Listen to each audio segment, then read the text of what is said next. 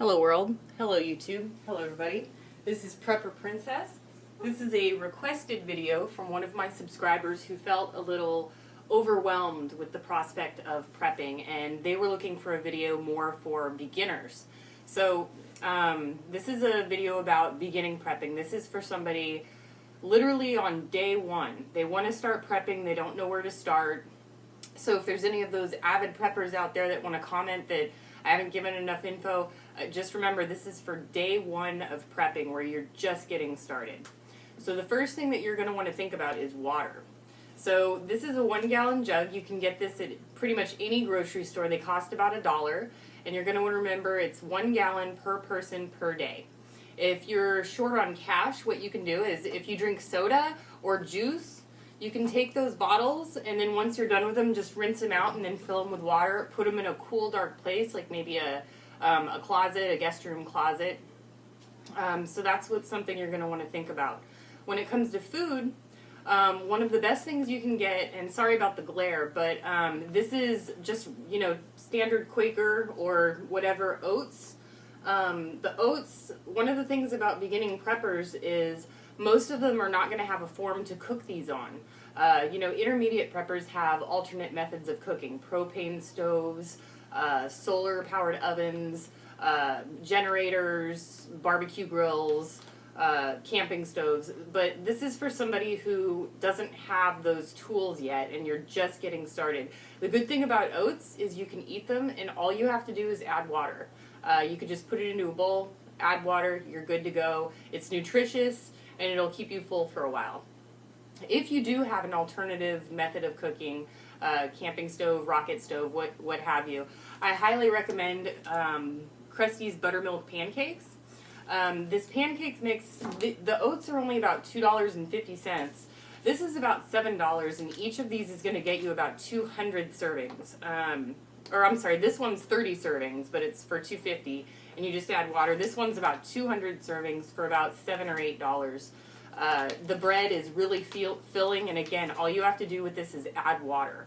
And remember, people eat 3 times a day, and you're going to get kind of sick of just eating oats and pancakes. So you're going to want to get things that are in a can with a pop top, the kind where you just pull the tab and open it up, and then you can just eat it straight out of the can. If you don't have an alternative cooking method, you're not really going to have much choice. You're just going to be eating it out of the can with a spoon, or even using your fingers, or drinking it if you have to. One of the things about the cans that I recommend if you're in an SHTF or WROL scenario is don't throw away the cans. There's going to be starving people out there digging through your trash, and if they see that you have cans, they're going to know you have food. That's just a stealth act that you want to take, just to take as an extra precaution. And then when it comes to hygiene, what I highly recommend is a spray bottle. These are also about $1. I think I got mine at the dollar store. And if there's no running water, you're just going to have to spray yourself, add a little bit of soap onto your skin, and then towel yourself off. That's really all you've got to do. In terms of keeping yourself extra clean, you can also get baby wipes if you want. But baby wipes can get a little expensive and they can dry out after time. But everybody's always got a bar of soap, and if you've got a spray bottle, just do what you got to do. Use a little spray bottle, a little bit of soap. Doesn't matter if it's bar soap or pump soap, liquid soap. Doesn't matter. It'll keep you clean, and it's really important. Another thing you can get is hand sanitizer. Again, those are like $1 each. And then you've got first aid. So you can make your own first aid kit. If you already have Band-Aids in the house, add that in there. If you don't have Band-Aids and you're really short on cash, what I would recommend is taking old shirt rags and tearing them up, or you can take even handkerchiefs. And then, if you've got some sort of horrible wound, you can, wrap this around the wound and then use safety pins to keep the bandage in place. And then when it comes to lighting, I would recommend something like tea light candles. I think these were $3, and there's 100 of them. That's just to light your way in your house. You want to be really careful when you're using candles. It's just to light your way. Another alternative, of course, is flashlights or lanterns. These are fairly cheap, and I think this was $5, and that's just to light your way. Now remember, if there's no water available and, you know, you've got this, you're going to have to conserve. So I would also highly recommend paper plates, napkins, paper cups, plastic forks, because once you're done with these, you can throw them into the fireplace, burn them, and it works, you know, it'll keep your fire going, or it'll get your fire going, and it's also a form of concealment, so you wouldn't have to throw them away. So they have a double use. You use them to eat, and then you use them to burn in a fire. When you add to your first aid kit, I just recommend, again, this is just for beginners, some Neosporin. There's going to be, if there's no water, you're going to be pretty dirty, and you're just going to want to make sure that you get some antibiotic on there so the wound doesn't get infected. So, again, this is just for beginners. So you're going to want to think of water first. It's 1 gallon per person per day. If you conserve, you can probably use a bit less. But again, that's something you really, this is the most important thing, is water.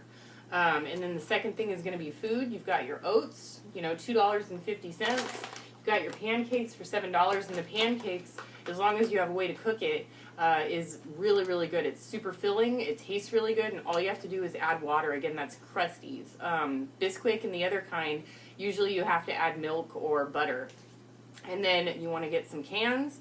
Most of them are ready to eat. You know, you got the Pop Top. This one's spaghetti and meatballs. This one's Progresso. And then you've got Campbell's Chunky. These are really filling, and it's 2 servings per can. So keep in mind the food. And then for sanitation, you got the spray bottle. You know, worst comes to worst, that's what you got to do.